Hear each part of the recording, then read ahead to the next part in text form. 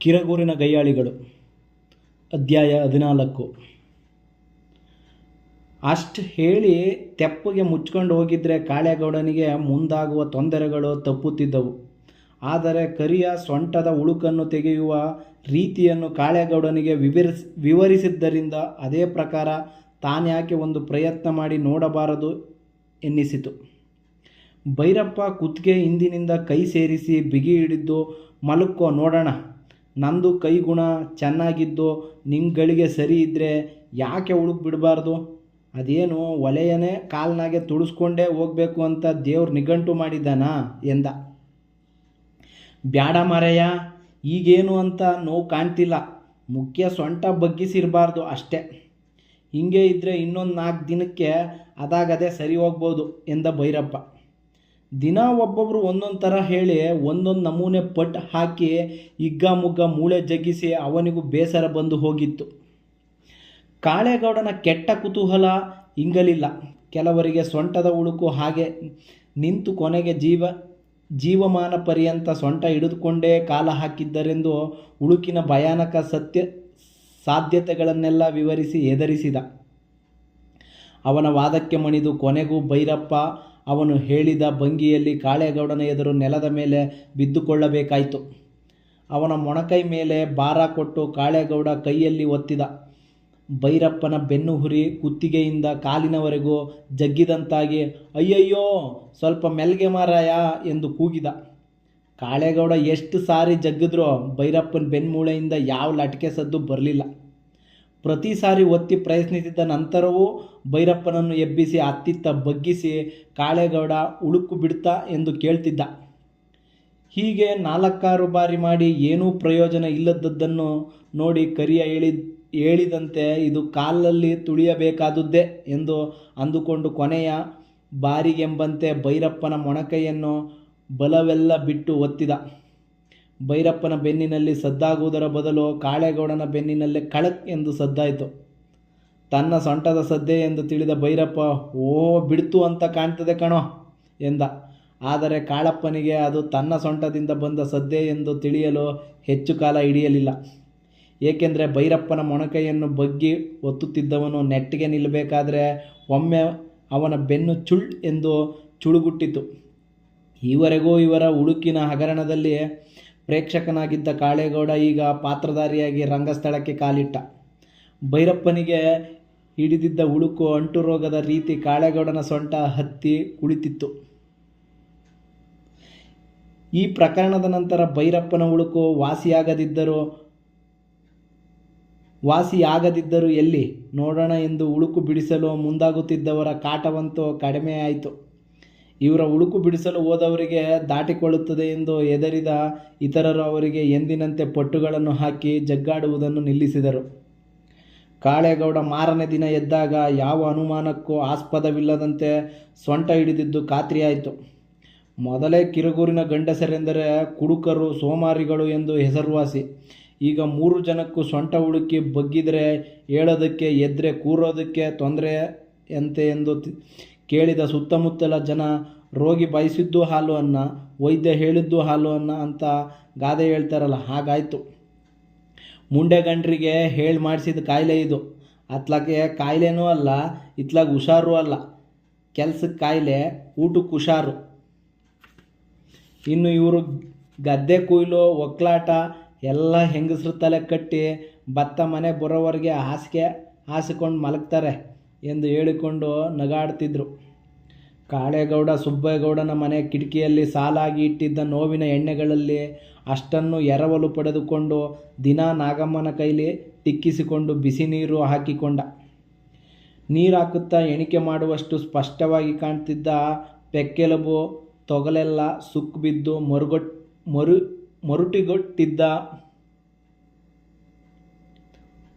ಮುರೊಟ್ಟಿಗೊಂಡಿದ್ದ ಅವನ ಒಣಕು ಮುಕ್ಕಳಿ ನೋಡಿ ನಾಗಮ್ಮನಿಗೆ ಇದೆಂಥ ಶರೀರ ಎಂದು ಜಿಗುಪ್ಸೆ ಆಯಿತು. ಇವ್ರು ಯಾಕೆ ಉಳುಕು ತೆಗೆಯೋ ಸಾಹಸಕ್ಕೆ ಹೋಗಬೇಕಾಗಿತ್ತು? ಹಾಳು ಶಂಕರಪ್ಪನ ಅಂಗಡಿ ಸೇಂದಿ ಕುಡಿದು ಮೈಯೆಲ್ಲ ಒಣಗೋಗಿದೆ ಎಂದು ಮನದಲ್ಲೇ ಶಂಕರಪ್ಪನಿಗೆ ಶಾಪ ಹಾಕಿದ್ರು. ಏನನ್ನೂ ಬಾಯಿ ಬಿಟ್ಟು ಹಾಡಲಿಲ್ಲ. ಆ ಒಂದು ವಿಷಯದಲ್ಲಿ ನಾಗಮ್ಮ ದಾನಮ್ಮನಿಗೆ ತದ್ವಿರುದ್ಧ.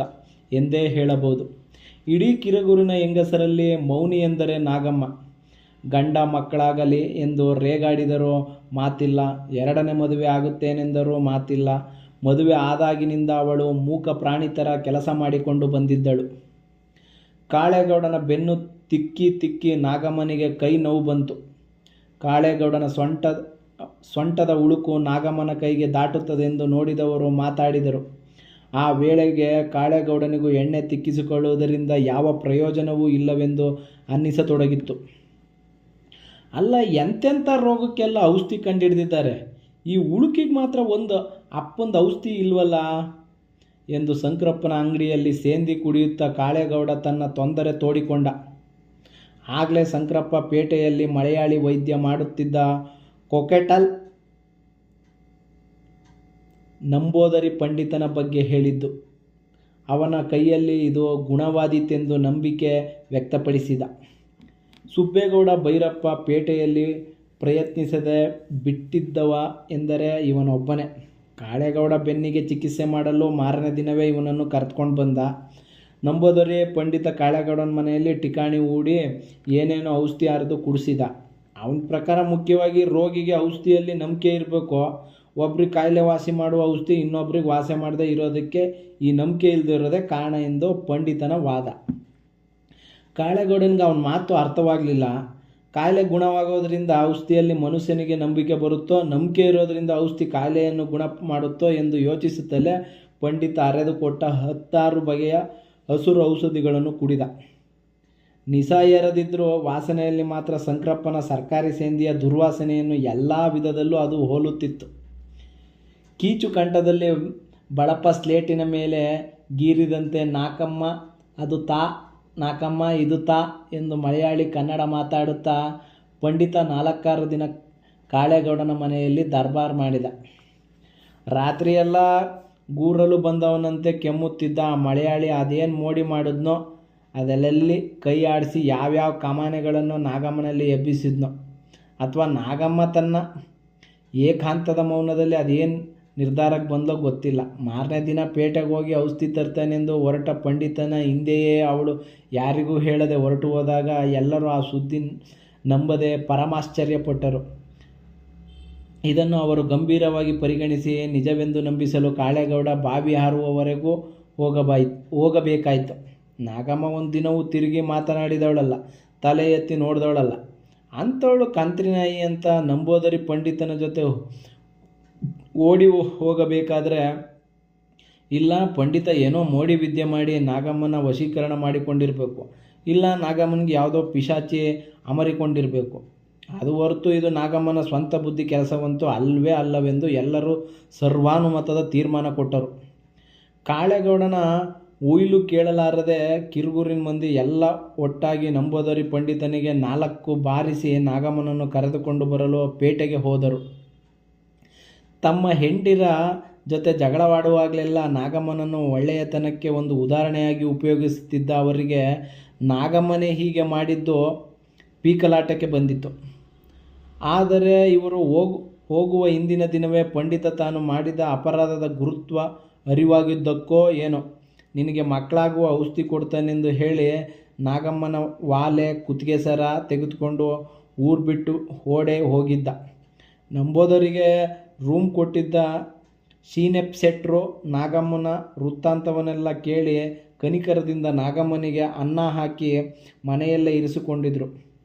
ಊರವ್ರು ಹೋಗಿ, ಏನು ನಾಗಮ್ಮ ನಮ್ಮನ್ನೆಲ್ಲ ತಲೆ ತಗ್ಸೋ ಹಾಗೆ ಮಾಡಿದೆಯಲ್ಲ ಎಂದು ಕರೆದಾಗ ಒಂದು ಮಾತನ್ನು ಆಡದೆ ಸಾಕಿದ ಪ್ರಾಣಿ ಥರ ಕರೆದವರೊಟ್ಟಿಗೆ ಹಿಂದಿರುಗಿದ್ಲು.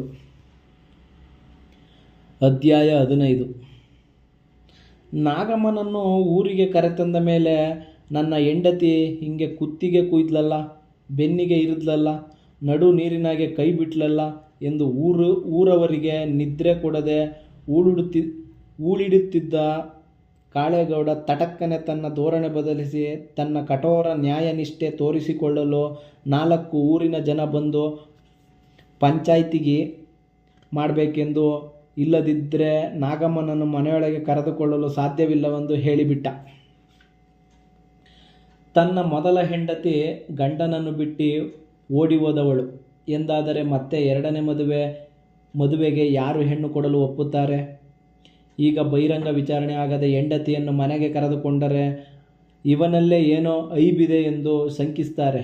ಬಹಿರಂಗ ವಿಚಾರಣೆ ನಡೆದು ಅವಳು ನಂಬೋದರ ಜೊತೆ ಓಡಿ ಹೋದುದಕ್ಕೆ ಅವನ ಮೋಡಿಯೋ ಅಥವಾ ನಾಗಮ್ಮನನ್ನು ಮೆಟ್ಟಿಕೊಂಡಿರುವ ಪಿಶಾಚಿಯೋ ಕಾರಣ ಎಂದು ಸಾರ್ವಜನಿಕವಾಗಿ ತೀರ್ಮಾನ ಆದರೆ ಮಾತ್ರ ತಾನು ಅಪವಾದದಿಂದ ಮುಕ್ತನಾಗಬಹುದು ಎಂಬುದೇ ಅವನ ಉಪಾಯ ಅಥವಾ ಅವನ ನ್ಯಾಯನಿಷ್ಠೆಯ ಹಿಂದಿದ್ದ ಯೋಚನಾ ಲಹರಿ.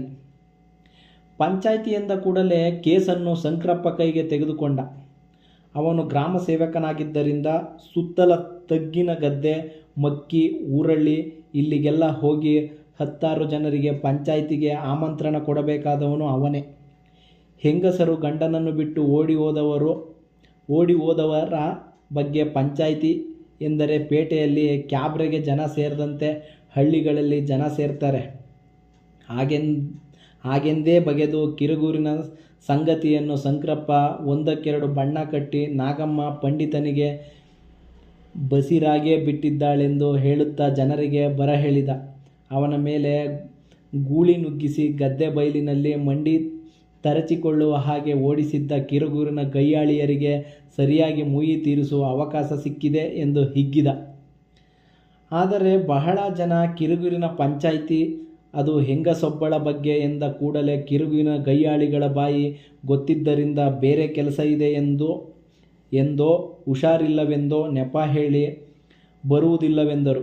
ಇನ್ನು ಕೆಲವರು ಶಂಕರಪ್ಪನ ಹತ್ತಿರ ಮುಲಾಜಿಗೆ ಸಿಕ್ಕಿಕೊಂಡವರು ಮಾತ್ರ ವಲ್ಲದ ಮನಸ್ಸಿನಿಂದ ಬರಲು ಒಪ್ಪಿದರು. ಶಂಕರಪ್ಪ ತನ್ನ ಜಿಗ್ರಿ ದೋಸ್ತಿ ಊರಳ್ಳಿಯ ಭೂತ ವೈದ್ಯ ಹೆಗಡೆಯನ್ನು ಖುದ್ದಾಗಿ ಹೋಗಿ ಆಮಂತ್ರಿಸಿದ. ಕಳ್ಮುಂಡರಿಗೆ ವಿಪರೀತ ಮಸ್ತಿ. ಹೆಗಡೆಯರಿಗೆ ನಿಮ್ಮತ್ರ 4 ಕನಾತಿ ಬಿದ್ರೇನೆ ಅವರು ಬಗ್ಗೋದು. ಸುಮಾರು ಜನ ಈ ಹೆಂಗಸರಿಗೆ ಹೆದರ್ಕೊಂಡು ಪಂಚಾಯಿತಿಗೆ ಬರಲ್ಲ ಅಂತಾರೆ ಎಂದು ಹೆಗಡೆ ಪೌರುಷವನ್ನು ಸೂಕ್ಷ್ಮವಾಗಿ ಹೊಗಳಿ ಹೆಗಡೆಯನ್ನು ಒಪ್ಪಿಸಿದ.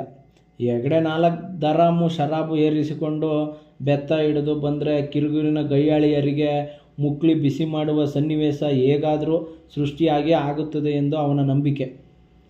ಕಿರುಗೂರಿನಲ್ಲಿ ಜಾತಿ ಜಗಳ ಸರಿಯಾಗಿ ಹಚ್ಚಿ ಹಾಕಿರುವುದರಿಂದ ಇನ್ನು ಅಲ್ಲಿ ಯಾವನು ಏನು ಆಟವಾಡಿದರೂ ನಡೆಯುತ್ತೆ ಎಂದು ಶಂಕರಪ್ಪನ ಊಹೆ.